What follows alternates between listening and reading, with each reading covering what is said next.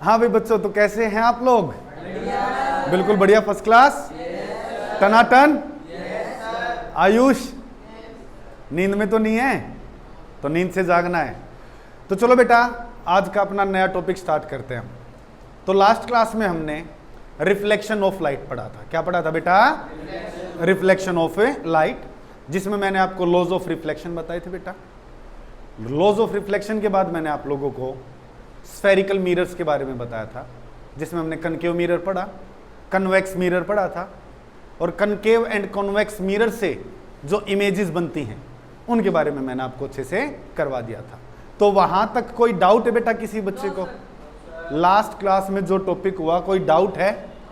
तो ठीक है बेटा, चलो आज का हम टॉपिक नया स्टार्ट करते हैं। That is mirror formula. That is what a mirror formula.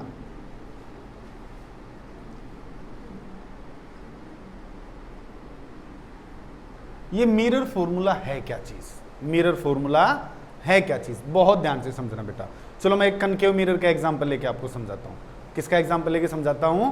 Concave mirror. एक बात ध्यान से सुनेंगे, जब मैं क्लास ले रहा हूं तो किसी भी तरह की कोई हरकत ना हो। इस चीज को कान खोल के सभी जने सुन लो। सुन रहे आप लोग मेरी बात? अभी आप सीधे बैठेंगे, सीधे होइए। कोई भी बच्चा किसी भी तरह की हरकत में इन्वॉल्व ना पाए। समझ गए मेरी बात? Come to the point. ध्यान से देखो बेटा, ये pole P, focus F, centre of curvature C। दिखाई दे रहा आप लोगों को? तो एक कनकेव मिरर हम लेके चलेंगे, उसके थ्रू मैं आपको बताऊंगा मिरर फॉर्मूला है क्या। तो सबसे पहले होता है बेटा एक ऑब्जेक्ट डिस्टेंस। क्या होता है?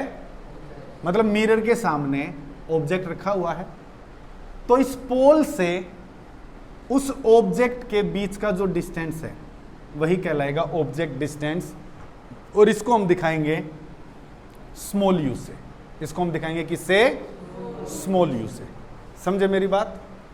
अब इस ऑब्जेक्ट की सपोज कोई एक इमेज बन गई है। क्या बन गई? कोई एक इमेज बन गई है।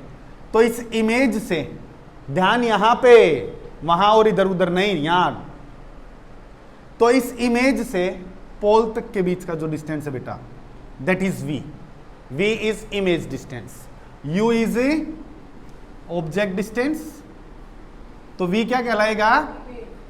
Image distance. क्या कहलाएगा बेटे?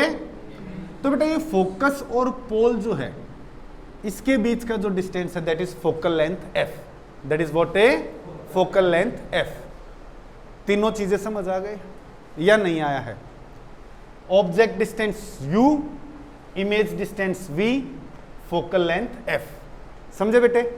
तो मिरर फॉर्मूला एक ऐसा फॉर्मूला है जो इन तीनों का रिलेशन आपको देगा। जो इन तीनों का एक, ये तीन कौन? Focal length, object distance and image distance. So the mirror formula अगर मैं आपको बताऊं, 1/f equals to 1/v plus में 1/u। 1/f equals to 1/v plus में 1/u। This is what a mirror formula. क्या है बेटा ये?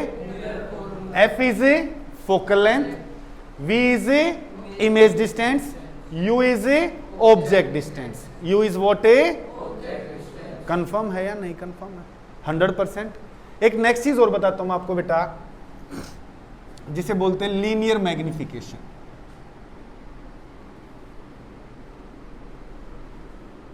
लीनियर, इसे हम स्मॉल m से दिखाएंगे। किससे दिखाएंगे बेटा? स्मॉल m से। समझे मेरी बात? तो इससे पहले कि मैं इसके फॉर्मूले की तरफ चलूं, मैं आपको बताऊंगा ये लीनियर मैग्निफिकेशन का मतलब क्या है। तो बहुत ध्यान से सुनो बेटे। जब मैं आप लोगों को इमेज फॉर्मेशन करवा रहा था, तो आप लोगों ने एक चीज नोटिस की थी, कहीं पे इमेज छोटी बन रही थी ऑब्जेक्ट से, तो कहीं पे इमेज बड़ी बन रही थी ऑब्जेक्ट से। तो कोई मिरर किसी ऑब्जेक्ट की इमेज को कितना छोटा या कितना बड़ा दिखाएगा, कितना छोटा या कितना बड़ा दिखाएगा, वही उस मिरर का क्या कहलाता है बेटा? मैग्निफिकेशन, या जिसे लीनियर मैग्निफिकेशन बोलते हैं। इसे कई बार मैग्नीफाइंग पावर भी बोल देते। क्या बोल देते बेटा? Magnifying power. तो मैं कहूं स्फेरिकल मिरर, चाहे मैं कनकेव मिरर की बात कर रहा हूं या मैं कन्वेक्स मिरर की बात कर रहा हूं, तो उसके मैग्निफिकेशन के फॉर्मूले में अगर मैं आपको बताता हूं तो ध्यान से, बड़े ध्यान से, ये एक रेशो होता है। क्या होता है जी? एक रेशो। किसका बेटे? देखो, एक ऑब्जेक्ट का साइज होता है कुछ और एक इमेज का साइज होता है, या मैं कहूं height of object, depth of image. Height of object नीचे बन रही तो डेप्थ ऑफ इमेज, छठा का इस जो था ऊपरी बन रही तो हाइट ऑफ इमेज। तो बेसिकली एक चीज दिमाग में याद रखना, object height, image height, object height, image height. तो जो रेशो होता है वो क्या है बेटा? Height of image upon height of object. Height of image upon height of object. तो हाइट ऑफ इमेज को मैंने किससे दिखाया? h2 से। तो हाइट ऑफ ऑब्जेक्ट किससे दिखाया बेटा? h1 से। कंफर्म है या नहीं कंफर्म है? तो ये फॉर्मूला रहेगा हमारा किसका? लीनियर मैग्निफिकेशन का। किसका रहेगा बेटा? लीनियर मैग्निफिकेशन का। यही एक और फॉर्मूला लिखता हूं मैंने लीनियर मैग्निफिकेशन का, that is v and u की फॉर्म में। किसकी फॉर्म में बेटा? v एंड u की फॉर्म में, that is minus v upon u। Minus v upon a. तो इन दोनों को अगर मैं कंबाइन कर दूं तो आप क्या कह सकते हैं? m इक्वल्स टू बेटा h2 by h1 further equals to minus v by u। समझ रहे हो या नहीं समझ रहे हो? तो मेरे पास फॉर्मूले दिखाई दिए बेटा आपको, मिरर फॉर्मूला एंड मैग्निफिकेशन का फॉर्मूला। मिरर फॉर्मूला है एंड व्हाट ए मैग्निफिकेशन का फॉर्मूला। बेटे इन्हीं फॉर्मूला पे बेस्ड आप लोगों के क्या आएंगे? न्यूमेरिकल्स आएंगे। क्या आएंगे बेटा? कंफर्म है मेरी बात? लेकिन मैंने कहा था न्यूमेरिकल के लिए इमेज फॉर्मेशन जरूर करना। न्यूमेरिकल्स के लिए व्हाट बेटा?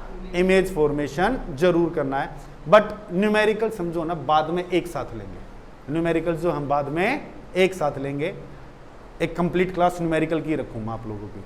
तो अभी फिलहाल हम थ्योरेटिकल पार्ट करेंगे। क्या करेंगे बेटे? समझे मेरी बात या नहीं समझे? तो चलो नेक्स्ट टॉपिक की तरफ बढ़ते बेटा। दैट इज अभी तक हमने जो पढ़ा था ये था बेटे क्या? Reflection of light. क्या था? तो अब हम स्टार्ट करेंगे रिफ्रैक्शन ऑफ लाइट। क्या स्टार्ट करेंगे बेटे? चलो तो बेटा नेक्स्ट टॉपिक की तरफ बढ़ते हैं। That is what a refraction of light. Refraction of refraction of what बेटा? लाइट। तो बड़े ध्यान से सुनना मेरी बात। ये रिफ्रैक्शन का मतलब क्या है? देखो रिफ्लेक्शन में तो क्या था बेटा? लाइट किसी एक सरफेस से टकराई और एक रैंडम डायरेक्शन में बेंड हो गई है, आर पार नहीं निकली है, टकराई और एक रैंडम डायरेक्शन में क्या डेविएट हो गई है, that is reflection. But refraction एक अलग चीज है। रिफ्रैक्शन एक अलग चीज होती है। एक मीडियम से दूसरे मीडियम में जाएगी लाइट, एक मीडियम से क्या दूसरे मीडियम में जाएगी लाइट, और उस लाइट के पाथ में चेंज आ जाएगा। उस लाइट के पाथ में क्या आ जाएगा बेटा? चेंज आ जाएगा। This is refraction of light. This is what a. तो मेरी बात फिर ध्यान से सुनो बेटा। When light travels from one medium to another, there is a change in its path. There is a change in its path. जब light बेटा एक मीडियम से दूसरे मीडियम में जाती बेटा, तो उसके पाथ में क्या आ जाता है? चेंज आ जाता है। उसके पाथ में क्या आता बेटा? चेंज आ जाता है। This phenomenon is called what a? Refraction of light. क्या है बेटा? Refraction of light. तो देखो मैं आपको रिफ्रैक्शन ऑफ लाइट करके दिखाता हूं। एक एग्जांपल लेंगे, हम एक ग्लास स्लैब लेंगे। क्या लेंगे बेटा? एक थ्रू अ ग्लास स्लैब हम रिफ्रैक्शन ऑफ लाइट करके दिखाएंगे आपको। बहुत ध्यान से बेटा। ये मैंने एक ग्लास स्लैब ले ली। क्या ले ली? एक ग्लास स्लैब। समझ रहे हो मेरी बात? तो एक मीडियम कौन बन गया है जी? Glass slab. ये जो अंदर का है ये अपने आप में एक ग्लास स्लैब एक मीडियम है नहीं? इस मीडियम को मैं मीडियम 2 मान लूं। क्या मान लूं? मीडियम। बाहर क्या इसके? एयर। क्या है जी बाहर? एयर।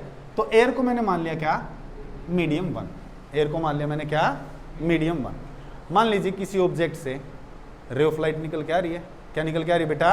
रे ऑफ लाइट निकल के आ रही है। तो एक इंसिडेंट रे आएगी।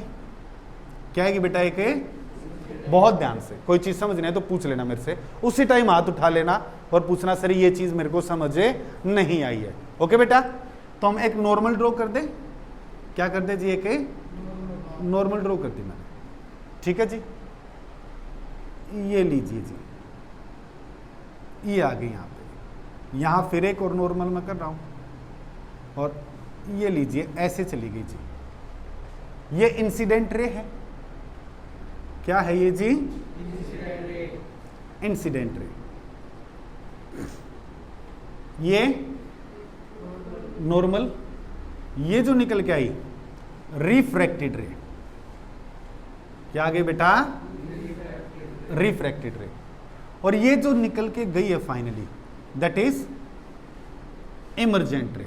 दैट इज व्हाट बेटा, emergent ray, incident ray, refracted ray, and finally what है, इमर्जेंट रे।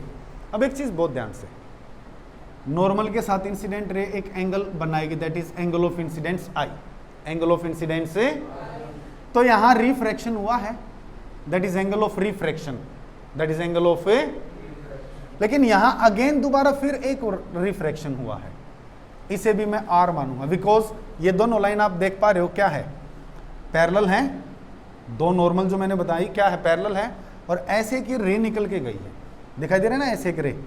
तो ध्यान से समझना, एक तो ये एंगल और एक ही angle, parallel line, transversal, alternate interior angles हो गया नहीं, तो दोनों क्या इक्वल होंगे, दोनों क्या होंगे, समझ रहे हो। तो रिफ्रैक्शन दो फेसिस पे हो रहा है, एक तो यहां बेटा और दूसरा यहां, और फिर फाइनली इमर्जेंट रे ने भी इस नॉर्मल के साथ एक एंगल बनाया, that is E, angle of emergence, that is what A angle of emergence, समझ रहे हो।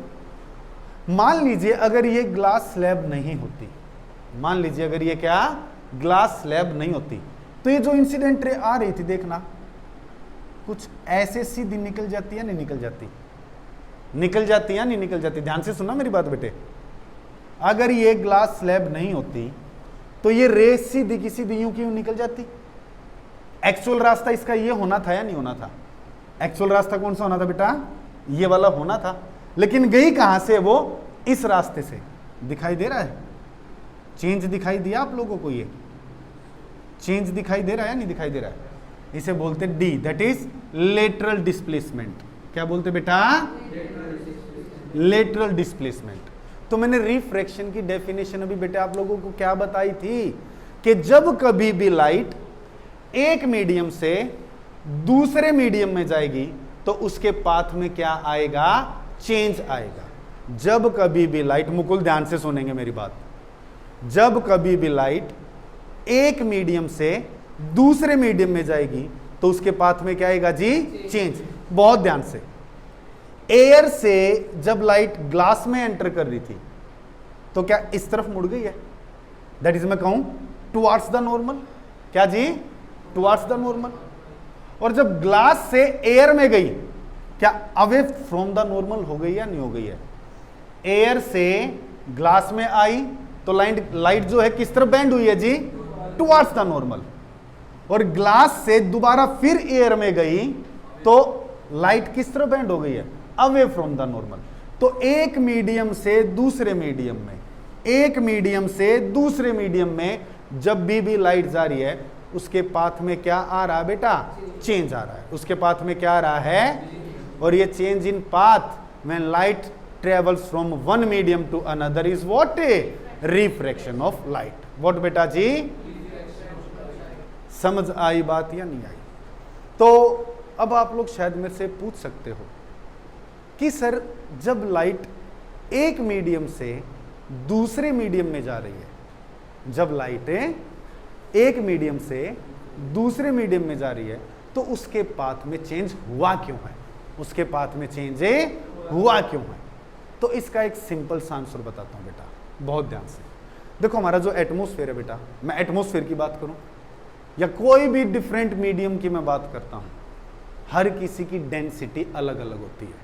हर मीडियम की क्या होती है बेटा, डेंसिटी अलग अलग होती है। किसी की डेंसिटी कम है तो किसी की डेंसिटी क्या है, ज्यादा है। तो जिस मीडियम की डेंसिटी ज्यादा होगी, जिस मीडियम की डेंसिटी उसे बोलते हैं ऑप्टिकली डेंसर मीडियम। उसको क्या बोलते हैं बेटा? Optically denser medium. और जिस मीडियम की डेंसिटी थोड़ी सी कम हुई तो उसको क्या कह देंगे? Optically rarer medium. Optically what है? Rarer medium. तो देखो एक चीज बहुत ध्यान से सुनो बेटे, नसीब ध्यान देंगे। एक देसी तरीका बताता हूं आप लोगों को डेंसर और रेरर में डिफरेंशिएट करने का। क्या एक देसी तरीका बताता हूं। डेंसर मतलब भारी, डेंसर मतलब क्या? रेरर मतलब हल्का, रेरर मतलब क्या? चलो और ज्यादा देसी तरीका बताऊंगा। जो ज्यादा गाढ़ा गाढ़ा दिखाई दे, जो ज्यादा गाढ़ा सा दिखाई दे वो समझ लो डेंसर है, और जिसमें गाढ़ापन कम हो जाए वो क्या है जी? रेरर। तो आप लोग मेरे को बताना, पानी और घी, तो डेंसर कौन रहेगा? घी रहेगा। घी एंड शहद, शहद and Fevicol, air and glass में डेंसर कौन है? Very good. अब समझ गए डेंसर क्या है एंड रेरर क्या है। आयुष कुछ डाउट हो तो पूछ सकते हो। केशव किसी बच्चे को कोई भी डाउट हो तो बेटा पूछ सकते हो। तो मैं फिर बताता हूं, डेंसर मीडियम क्या है जी? जिसकी डेंसिटी ज्यादा रहेगी, जिसकी डेंसिटी क्या रहेगी? और रेरर क्या है बेटा? जिसकी डेंसिटी कम रहेगी। समझे या नहीं समझे? देसी तरीका समझ नहीं आया जो मैंने बताया? जो गाढ़ा गाढ़ा सा महसूस हुआ आप लोगों को, भाई बोला ये हल्का है और ये थोड़ा गाढ़ा सा भारी सा है, जो भारी भारी दिख रहा है, जो गाढ़ापन जिसके अंदर ज्यादा आपको फील हो रहा है, एक दिमाग में इमेज क्रिएट करो, एक सेंसेशन लेके आओ। पानी और घी में ज्यादा गाढ़ापन किसमें है? घी में है। तो डेंसर कौन हो गया? तो पानी क्या हो गया? रेरर हो गया, हल्का और भारी। अब समझ रहे हो या नहीं समझ रहे हो? कंफर्म है? झूठियां ना करना भाई कोई भी। कंफर्म है नहीं कंफर्म है? तो हमने एग्जांपल लिया एयर का और ग्लास का। तो एयर में डेंसर कौन है? एयर में कोई डेंसर होगा? तो एयर और ग्लास में डेंसर कौन है? तो एयर क्या है बेटा? एयर क्या होगी फिर? रेरर। क्या होगी बेटा? रेरर। तो अब आता हूं अपने उसी पॉइंट पे। ये बातें समझ में आ गई कि सर जब लाइट एक मीडियम से दूसरे मीडियम में जा रही है, जब लाइटें एक मीडियम से, तनुष ध्यान से सुन बेटा, जब लाइट एक मीडियम से दूसरे मीडियम में जा रही है तो उसके पाथ में क्या आ रहा है? चेंज आ रहा है। द क्वेश्चन वाज कि सर चेंज क्यों आता है? चेंज क्यों आता है? तो इसका आंसर बड़े ध्यान से सुनना बेटा। जब कभी भी लाइट एक मीडियम से दूसरे मीडियम में जाएगी तो उसकी लाइट में चेंज, उसकी लाइट की स्पीड में चेंज आ जाता है। लाइट की क्या आ जाता है बेटा? स्पीड में चेंज आ जाता है। सुन रहे हो मेरी बात या नहीं सुन रहे हो? जब कभी भी लाइट एक मीडियम से दूसरे मीडियम में जाएगी तो लाइट की जो स्पीड होती है ना बेटा, उसमें क्या आ जाता है जी? चेंज आता है। समझे या नहीं समझे? तो इसी वजह से स्पीड में चेंज आया तो इट मीन्स व्हाट? उसके पाथ में भी चेंज आएगा। उसके पाथ में भी क्या आएगा? अब आप ये पूछोगे कि सर डेंसर मीडियम में स्पीड ज्यादा होती है या रेरर मीडियम में? फिर वो अपना जो देसी तरीका था, गाड़ी गाड़ी चीज में से कोई चीज जल्दी जाएगी या हल्की चीज में से? तो आप समझ गए होगे डेंसर मीडियम में स्पीड ऑफ लाइट ज्यादा होगी या कम? कम होगी जी। और रेरर मीडियम में स्पीड ऑफ लाइट क्या होगी जी? ज्यादा होगी। शाबाश, वेरी गुड। समझ गया नहीं समझे? कंफर्म है मेरी बात? तो पाथ में चेंज क्यों आया लाइट के? क्योंकि जब लाइट एक मीडियम से दूसरे मीडियम में बेटा ट्रेवल करती है तो उसके पाथ में क्या आता है जी? चेंज आता है। और चेंज क्यों आया? क्योंकि स्पीड में चेंज आता है। स्पीड क्या होती है जी? चेंज करती है लाइट की। कंफर्म है? 100%। तो डेंसर मीडियम में स्पीड क्या होगी जी? लाइट की कम होगी। रेरर मीडियम में स्पीड क्या होगी जी? लाइट की ज्यादा होगी। 100% समझ गए हो या नहीं समझे हो मेरी बात? अब देखो, जब लाइट एयर से ग्लास में आई टुवर्ड्स द नॉर्मल मुड़ी, और जब लाइट ग्लास से वापस एयर में गई अवे फ्रॉम द नॉर्मल हो गई। तो अब चीज यहां दिमाग में बिठा लो, लाइट कभी भी रेरर मीडियम से डेंसर में जब जाएगी तो वो टुवर्ड्स द नॉर्मल मुड़ेगी। लाइट कभी भी रेरर मीडियम से किस में जाएगी, डेंसर मीडियम में जाएगी, तो वो किस तरफ मुड़ जाएगी, टुवार्ड्स द नॉर्मल। और डेंसर से रेरर में जाएगी, डेंसर से रेरर में जाएगी तो लाइट क्या, अवे फ्रॉम द नॉर्मल हो जाएगी। लाइट क्या हो जाएगी बेटा, अवे फ्रॉम द नॉर्मल हो जाएगी। किसी को कोई डाउट हो यहां तक का तो बेटा मेरे से पूछ सकते हैं, एनी डाउट टिल नाउ, किसी भी तरह का कोई डाउट किसी भी बच्चे को बेटा तो प्लीज पूछ लीजिए। क्या मैं आगे बढ़ जाऊं? बेटा वो एक इमेजिनरी रे है, और वो रे नहीं है, नॉर्मल हमने बना रखी है, एक इमेजिनरी। समझा नहीं समझे मेरी बात? वो स्टेबल है वहीं पे, कहीं कुछ नहीं है। तो इस रिफ्रैक्शन ऑफ लाइट के ना बेटा डे टू डे लाइफ में कुछ इफेक्ट्स भी होते हैं। ट्विंकलिंग ऑफ स्टार्स देखते हो आप, जिसको बोलते हैं ट्विंकलिंग ऑफ स्टार्स, ये किसकी वजह से होता है बेटा, रिफ्रैक्शन ऑफ लाइट की वजह से।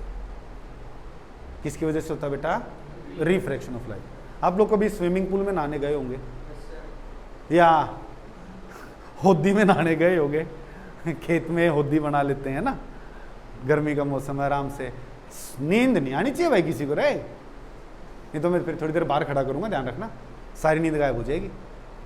नहीं समझे आप मेरी बात? हाँ तो सीधे होंगे, सारे जने सीधे बैठेंगे, स्ट्रेट, बिल्कुल स्ट्रेट, कमर सीधी करके, वेरी गुड, शाबाश।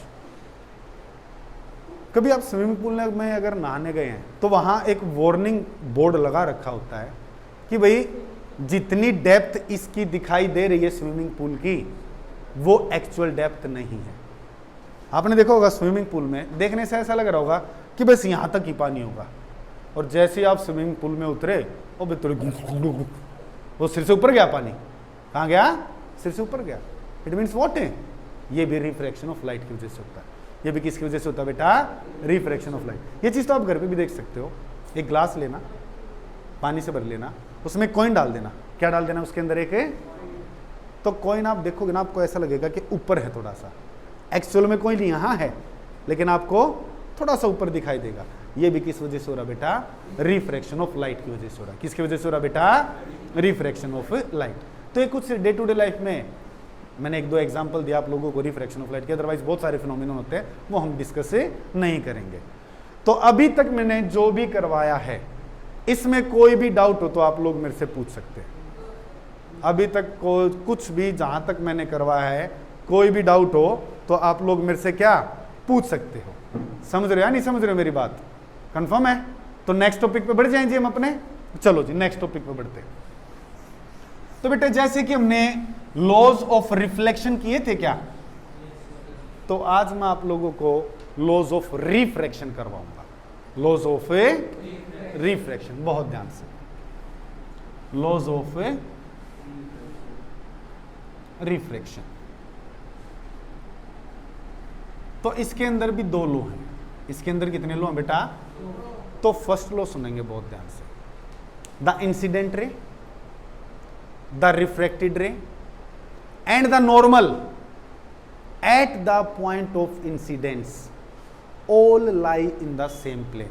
ऑल लाई इन द, मेरा मतलब क्या कहने का, बहुत ध्यान से सुनो भाई। इंसिडेंट रे है, रिफ्रैक्टेड रे है एंड नॉर्मल है, वो सेम प्लेन में होंगी। कहां होगी जी? सेम प्लेन में। कंफर्म है? यही फर्स्ट लॉ है रिफ्रैक्शन का। सेम प्लेन कहने का मतलब क्या? अभी मैंने डायग्राम बनाया था 2 मिनट पहले आप लोगों के सामने। रिफ्रैक्टेड रे कहां बना रखी थी मैंने? इस बोर्ड पे थी। इंसिडेंट रे कहां थी जी? इसी बोर्ड पे थी। नॉर्मल कहां थी? इसी बोर्ड पे थी। पॉइंट ऑफ इंसिडेंस कहां था? इसी बोर्ड पे था। ऐसा तो नहीं जी इंसिडेंट रे कहीं छत पे थी, रिफ्रैक्टेड रे इस दीवार पे है, नॉर्मल नीचे फर्श पे है, और पॉइंट ऑफ इंसिडेंस का तो पता ही नहीं कहां गया हुआ है। ऐसा है क्या कुछ? सारे के सारे कहां थे? इस बोर्ड पे ही था, है नहीं? Lie in the same plane. Again I am repeating the first law, that is what? The incident ray, the refracted ray and the normal at the point of incidence all lie in the same plane. All lie in the what? Same plane. Confirm है मेरी बात या नहीं confirm है? This is first law of refraction. किसे समझ नहीं आया फर्स्ट लॉ ऑफ रिफ्रैक्शन?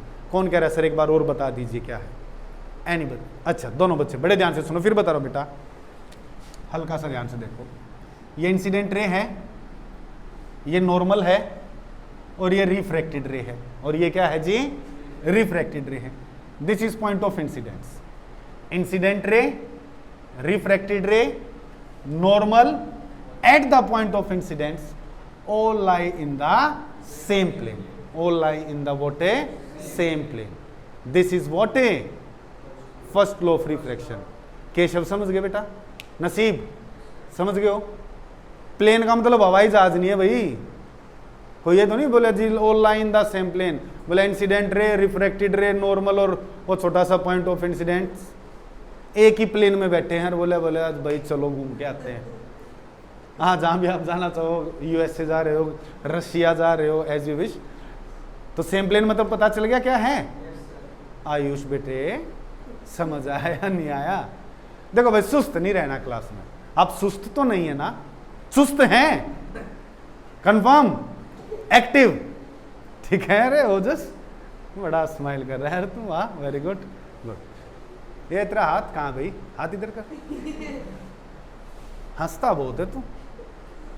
हाँ, चलो anyways come to the point. पीछे मुड़ के ना देख, वो गाना सुना ना, मुड़ मुड़ के ना देख पीछे मुड़ मुड़ के, सुना है? हाँ हाँ, तो मुड़ मुड़ के ना देख पीछे मुड़ मुड़ के। नहीं तो तेरे लिए मैं दूसरा गाना गा सकता हूँ, गाऊं क्या? देख ले, कहता हूँ तो मैं गा दूंगा अभी। पीछे हार्दिक खुशर बोला जी इसके लिए तो एक गाना गा ही दो आप। गा दूं? नहीं, अभी गाना गाने का टाइम नहीं है, अभी टाइम हमारा कहाँ? Second law of refraction. Second law of what बेटे? तो क्या आप लोगों को फर्स्ट लॉ समझ आ गया है? कौन मेरे को बोलेगा कि सर हम सुना देंगे, या एक साथ सुनाओगे? सुनाओ सारे जने, बोलो बोलो। हाँ शाबाश, बिल्कुल सही कहा आप लोगों ने। क्या? Incident ray, refracted ray, normal at the point of incidence, all lie in the same plane. ये हिल हिल के मत सुनाओ, मैं कोई गाना नहीं सुना रहा था, डांस कर रहे हैं बैठे बैठे, ऐसे हिल रहा है, हिलो नहीं। चलो भाई let's come to the second law. देखो बेटा, एक एंगल ऑफ इंसिडेंस आई है, okay, and angle of refraction क्या है मेरे पास? आर। तो मैं कहूं बहुत ध्यान से, इन दोनों एंगल का रेशो लेंगे, वो भी इनके साइन की फॉर्म में। किसके फॉर्म में? साइन के फॉर्म में। दैट इज, बहुत ध्यान से, sine i by sine r, sine i by sine r equals to constant, equals to what? मतलब क्या? कोई भी दो मीडिया का एक पेयर दे रखा है, तो उन दोनों मीडियम की, बहुत ध्यान से सुनो बेटा, for a given pair of media, for a given pair, हमने कौन सा लिया था जी? एज एन एग्जांपल एयर लिया था, और दूसरा क्या था बेटे? ग्लास था। गिलास नहीं, मतलब गिलास, ग्लास। एयर लिया था, चलो ठीक है, एयर लिया था एंड गिलास लिया था, तो ये एक पेयर बन गया। तो इस पेयर में, इस वाले एग्जांपल में, या कोई भी दो मीडियम बेटे, sine i by sine r का जो रेशो होगा ना बेटा, वो हमेशा कांस्टेंट होता है। वो हमेशा क्या होता है बेटा? कांस्टेंट होता है। कंफर्म है या नहीं कंफर्म है? और इस कांस्टेंट को हम रिप्रेजेंट कर देते हैं स्मॉल एन से। किससे रिप्रेजेंट करते हैं जी? स्मॉल ए। और जिसने ये लो दिया था उनका नाम स्नेल्स था। क्या नाम था जी? स्नेल्स। तो उनके नाम पे ही सेकंड लॉ को क्या कहा जाता है जी? Snell's law. क्या कहा जाता है बेटा? Snell's law. तो स्नेल्स लॉ क्या है बेटे? Sine i by sine r is always equal to a constant, is always equal to what? बहुत ध्यान से फिर मैं कह रहा हूं, सेकंड लॉ क्या है? That is Snell's law. For a given pair of media the ratio of sin I to the sin R is always a constant, is always what? A constant. अब आप कहोगे जी ये कांस्टेंट क्या है? ये constant क्या है? ये कांस्टेंट होता बेटा रिफ्रैक्टिव इंडेक्स। ये कांस्टेंट क्या बेटा? Refractive index. समझे या नहीं समझे? ये कांस्टेंट क्या कहलाता बेटा? रिफ्रैक्टिव इंडेक्स कहलाता है। अब फिर वही दिमाग में क्वेश्चन आप लोगों के आ गया होगा, सर ये रिफ्रैक्टिव इंडेक्स क्या है? ना कह दो, बोला जी हमारे दिमाग में कोई ऐसा क्वेश्चन नहीं था ना बेटा आयुष डबास, हैं पक्का?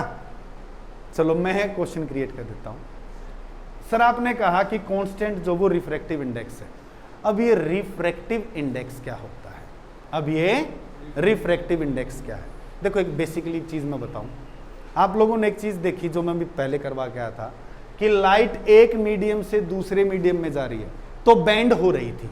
क्या हो रही थी जी? लाइटें बैंड हो रही थी, चाहे तो वो टुवार्ड्स द नॉर्मल आ रही थी या फिर वो अवे फ्रॉम द नॉर्मल जा रही थी, लेकिन बैंड तो हुई है, चाहे वो टुवार्ड्स द नॉर्मल है या फिर away from the normal. Tanush ध्यान देंगे बेटे, ध्यान से। पानी पीना है क्या? पानी पीना है? थोड़ी देर बाद पीना, ठीक है? सोच लो आज फास्ट है थोड़ा सा, ओके? तो मैं कहूं देखो लाइट बेंड कर रही है जब वो एक मीडियम से दूसरे मीडियम में गई बेटा, तो एक मीडियम की लाइट बेंडिंग एबिलिटी होती है। एक मीडियम की क्या होती है बेटा? Light bending ability. वो किस हद तक लाइट को बेंड कर सकता है। तो सिंपल भाषा में रिफ्रैक्टिव इंडेक्स यही है, that is the light bending ability of a medium is called its refractive index, is called its what है? कंफर्म है या नहीं कंफर्म है? The light bending ability of a medium is basically referred as what?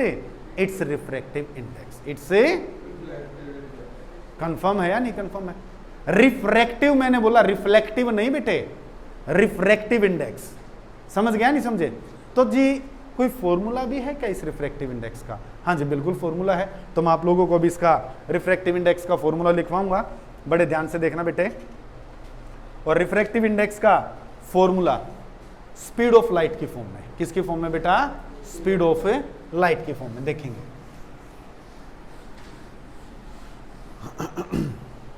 बड़े ध्यान से देखेंगे बेटे, कोई भी एक मीडियम 1 है, क्या है? मीडियम 1, और एक है मीडियम 2, ठीक है जी? तो एक मीडियम का दूसरे मीडियम के रेस्पेक्ट में रिफ्रैक्टिव इंडेक्स निकालते हैं। एक मीडियम का दूसरे मीडियम के रेस्पेक्ट में क्या निकाला जाता है बेटा? Refractive index. बहुत ध्यान से सुनो बेटा, बहुत ध्यान से। कोई भी चीज जरा सा भी पॉइंट कहीं भी डाउट आए ना बेटा, उसी टाइम रेज योर हैंड। देखो मैं बार बार एक बात बोलता हूं आप लोगों को, शर्माना नहीं और घबराना नहीं। शर्माना किस चीज से नहीं कि यार अगर अब मेरे को कुछ समझ नहीं आया पूछूंगा तो क्लास के दूसरे बच्चे क्या सोचेंगे। घबराना किससे नहीं? मुझसे, कि यार अब मैं पूछूंगा तो कहीं सर गुस्सा तो नहीं करेंगे। नहीं, मैं तुम्हारे ऊपर गुस्सा करने के लिए नहीं बेटा। 10 बार समझ नहीं आए मैं 11 बार समझाऊंगा, 20 बार समझ नहीं आएगा मैं 21 बार समझाऊंगा। लेकिन फिर जब 22वीं बार मैंने पूछा और फिर तुम लोगों ने नहीं बताया, फिर घबराने वाली सिचुएशन हो सकती तुम्हारे लिए, और साथ में शर्माने वाली भी, क्योंकि फिर मैं डांट लगाऊंगा तो शर्म आएगी, बोले यार सारे बच्चों के आगे डांट लगा दे। मजाक कर रहा था। क्या कर रहा था? मजाक कर रहा था। ऐसा नहीं बेटे, समझ नहीं आए पूछो मेरे से। नींद आ रही है ना, नींद में पूछ लो, सर मेरे को ना समझ नहीं आ रहा है। मैं नाम नहीं लूंगा कुछ बच्चों के, मेरे को आंखें दिख रही हैं, कितनी भारी भारी आंखें हो रखी, ओ माय गॉड। लेकिन मैं बेटा छोड़ने वाला नहीं हूं, मैं छोड़ने वाला नहीं हूं, ध्यान रखना, कन्फर्म है ये चीज। मैं बुला सकता हूं यहाँ पे जिस बच्चे को मेरे को दिख रहा है साफ साफ नींद आ रही है। मैं आना चाहोगे क्या कोई बच्चा कि बोला सर हम भी आपके साथ एक बार देख लेते हैं कैसा क्या दिखता है सामने से? आना चाहोगे क्या? जिसकी आंखें भारी हैं अरे हल्की हो गई। अरे वाह वाह वाह, शाबाश नसीब, गुड। तनुष ठीक हो ना आप दोनों? पक्का कंफर्म? शाबाश। चलो कम टू द पॉइंट बेटे हैं। एक मीडियम 1 मान लिया मैंने, एक मीडियम 2 मान लिया, तो मीडियम 1 का रिफ्रैक्टिव इंडेक्स निकलेगा with respect to medium 2, and medium 2 का रिफ्रैक्टिव इंडेक्स निकलेगा with respect to medium 1, with respect to medium 1। Confirm है जी? तो तो चलो बेटे निकालते हैं। मैं कह रहा हूं refractive index of medium 2 with respect to medium 1। Refractive index of medium 2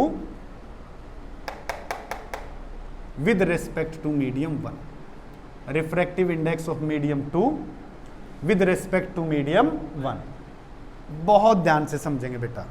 that is speed of light in medium 1। Speed of light in medium 1 upon what बेटा? Speed of light in medium 2। समझ आई बात या नहीं आई? मैंने कहा refractive index of medium 2 with respect to medium 1। Refractive index of medium 2 with respect to medium 1 is what? Speed of light in medium 1 upon में speed of light in medium 2। तो हमने जो एग्जाम्पल लिया था बेटा एयर और glass का लिया था या नहीं लिया था? तो इस केस में मीडियम 1 क्या है मेरे पास? एयर। और मीडियम 2 क्या था? ग्लास। मीडियम 2 क्या था? ग्लास। वॉटर नहीं है, दिस इज नॉट वॉटर। हमने जो एग्जाम्पल लिया है चलो कोई नहीं, हमने जो बेटे एग्जाम्पल लिया उसमें हमने मीडियम 2 क्या मान लिया था? ग्लास में मान लिया था। कंफर्म है या नहीं कंफर्म है? तो इसी को आयुष माथुर ध्यान से, refractive index of medium 1 with respect to medium 2 आप बताएंगे। बोलो बेटा क्या लिखूं? जोर से बताना, बोलो जोर से। Speed of light in medium आगे upon speed of a light in medium 1। बिल्कुल सही, सही पकड़े हैं, शाबाश, वेरी गुड। एक स्माइल होना चाहिए, सही आंसर दिया तो स्माइल के साथ होना चाहिए, समझे बेटे? Very good. तो मुकुल, तो ऊपर कौन है मीडियम? ग्लास। तो नीचे कौन आ गया है जी? एयर आ गया। कौन आ गया है? तो क्या रिफ्रैक्टिव इंडेक्स समझ आ गया है? क्या आप लोगों को रिफ्रैक्टिव इंडेक्स समझ आ गया है? एक मीडियम का दूसरे मीडियम के रेस्पेक्ट में। कंफर्म है या नहीं कंफर्म है? 100% श्योर। तो बेटा इस रिफ्रैक्टिव इंडेक्स के भी कुछ टाइप्स हैं। रिफ्रैक्टिव इंडेक्स के क्या हैं जी? कुछ टाइप्स हैं। तो बेटा दो तरह का होता है ये, एक होता है रिलेटिव रिफ्रैक्टिव इंडेक्स, दूसरा होता है एब्सोल्यूट रिफ्रैक्टिव इंडेक्स। पहला मैंने क्या बताया? Relative refractive index. तो दूसरा मैंने बताया बेटा एब्सोल्यूट रिफ्रैक्टिव इंडेक्स। तो जी ये रिलेटिव रिफ्रैक्टिव इंडेक्स क्या है और एब्सोल्यूट रिफ्रैक्टिव इंडेक्स क्या है? बहुत ध्यान से, मीडियम एयर या वैक्यूम नहीं होना चाहिए। दोनों मीडियम में से एक भी मीडियम एयर या वैक्यूम में नहीं होना चाहिए। तो मैं कहूं चलो बड़े ध्यान से, एक मीडियम मैंने मान लिया ग्लास, तो दूसरा मीडियम क्या मान लूं मैं? वाटर। क्या मान लूं? वाटर। दोनों में से एक भी एयर या वैक्यूम नहीं है ना बेटा। तो इन दोनों का जब मैं एक दूसरे के रेस्पेक्ट में रिफ्रैक्टिव इंडेक्स निकालूंगा तो वो क्या कहलाएगा बेटा? Relative refractive index. क्या कहलाएगा? कंफर्म है या नहीं कंफर्म है? मैं कहूं ग्लास का रिफ्रैक्टिव इंडेक्स निकाल रहा हूं वाटर के रेस्पेक्ट में, या वाटर का रिफ्रैक्टिव इंडेक्स निकाल रहा हूं किसके? ग्लास के रेस्पेक्ट में, तो वो रिफ्रैक्टिव इंडेक्स क्या कहलाएगा मेरे बच्चे? अरे बोलो, रिलेटिव रिफ्रैक्टिव इंडेक्स। क्या जी? तो आई थिंक आप लोग एब्सोल्यूट रिफ्रैक्टिव इंडेक्स समझ चुके हो क्या? कि जी दोनों मीडियम में से कोई एक, वेरी गुड, शाबाश, एयर या वैक्यूम जरूर होगा। एयर या वैक्यूम में, तो उस केस में जो रिफ्रैक्टिव इंडेक्स होगा तो वो क्या कहलाएगा जी? Absolute refractive index. क्या कहलाएगा बेटा? तो यहां मैंने जो मीडियम लिया था, एयर वगैरह लिया था, तो ये मैंने एब्सोल्यूट रिफ्रैक्टिव इंडेक्स के हिसाब से बता दिया। कंफर्म है? 100% श्योर। एक चीज और ध्यान से, आप ये भूल जाते हो, जिस मीडियम का रिफ्रैक्टिव इंडेक्स निकालना ना, एक तरीका बताता हूं ध्यान से, पजल हो जाता बच्चा इस स्पीड ऑफ लाइट के चक्कर में, बहुत ध्यान से। जिस मीडियम का रिफ्रैक्टिव इंडेक्स निकालना है उस मीडियम की स्पीड ऑफ लाइट हमेशा नीचे रखना, और जिसके रेस्पेक्ट में निकालना है उसकी स्पीड ऑफ लाइट ऊपर रखना। समझ गया नहीं समझे मेरी बात? कंफर्म है? जिस मीडियम का रिफ्रैक्टिव इंडेक्स निकालना बेटे, उसमें जो स्पीड ऑफ लाइट उसको कहां रखना? नीचे, और जिसके रेस्पेक्ट में निकालना है उसमें स्पीड ऑफ लाइट ऊपर रखना। समझ गए या नहीं समझ गए हो? कंफर्म है 100%? क्या रिफ्रैक्टिव इंडेक्स नाम का टॉपिक आप लोगों को समझ आ गया नहीं आ गया? कंफर्म है? Any doubt? कोई भी डाउट हो तो आप लोग मेरे से पूछ सकते हो, किसी भी तरह का कोई डाउट हो। झूठी हाँ तो नहीं कर रहे हैं, सच्ची हाँ कर रहे हो ना? शाबाश बेटा। तो मेरी नजरें आपकी नजरों से जब मिल रही हैं तो मेरी नजरें महसूस कर रही कि आपकी नजरें मुझे ये कह रही हैं कि सर अब और नजर नहीं आएगा अगर आपने आगे पढ़ा दिया तो। क्या मेरी नजरें आपकी नजरों को सही पहचान पा रही हैं? अरे क्या बात है, ये होता जोश। अब नजरों में जो भारीपन था वो दूर हो चुका है, क्योंकि क्लास की अब एंडिंग हो रही है। समझे या नहीं समझे? तो बेटा देखो, ये नजरों का ही खेल है सारा। ये सारा क्या है? आपकी नजरें मेरी नजरों से मिली रहनी चाहिए, और साथ में जहां मैं ये लिखवा रहा हूं वहां पे टिकी रहनी चाहिए। सावधानी हटी दुर्घटना घटी। तो सावधानी क्या है? क्लास में बेटे ध्यान से, ओके? मुझे आप लोगों की कंसंट्रेशन नहीं चाहिए, मुझे आप लोगों का इंटरेस्ट चाहिए। मुझे नहीं पता ये कंसंट्रेशन शब्द कहां से आया है, मेरी डिक्शनरी में नहीं है, to be very frank. Class में इंटरेस्ट लो।